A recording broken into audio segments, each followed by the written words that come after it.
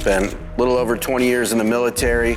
I have been shaping metal, making my own motorcycles, parts and frames and everything for the last 14 years. Welding.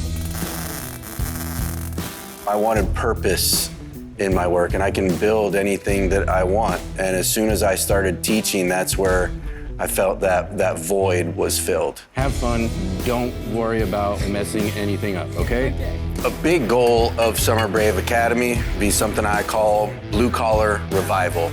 Okay, go ahead. Good. Summer Brave Academy is a one-day course of instruction where youth comes in and they learn from veterans, they learn from tradesmen. And little hits like that. They learn hand forging techniques. Keep going. That's how hot it is. They learn real world trauma medical aid, not the first aid, put a Band-Aid on a boo-boo thing. Just winch it, and once it gets tight, you just clip it in this right here. They learn foundational welding skills and foundational metal shaping. Come here, get the angle. You know, the intent is to give the youth foundational skills. Confidence comes with capabilities. There you go. Kids, they want to feel that they're proud of something. They need to have something to be proud of.